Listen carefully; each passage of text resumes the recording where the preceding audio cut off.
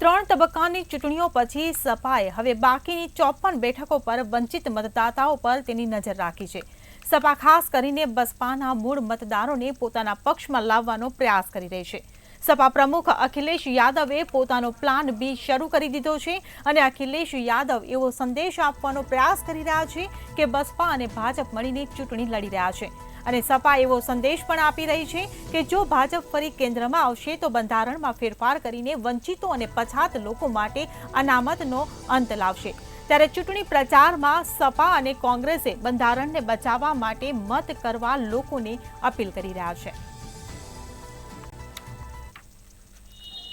ભારતમાં લોકસભાની ચૂંટણીઓ જઈ રહી છે। ભારતમાં લોકસભા 2024ની ચૂંટણી 7 તબક્કામાં યોજાવાની છે। 3 તબક્કાનું મતદાન પૂર્ણ થઈ ચૂક્યું છે।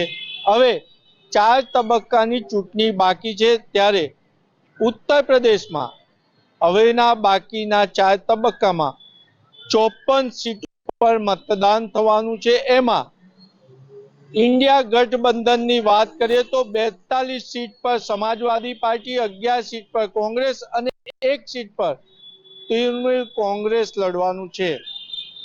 त्यारे एक समाचार आवी रह्या छे के 42 सीट पर पोतानी तमाम ताकत अखिलेश यादवे एटले समाजवादी पार्टीए लगावी दीधी छे अने बहुजन समाजवादी पार्टीना मत तोड़वानी रणनीति अपनावी छे समाजवादी पार्टीना अखिलेश यादवे।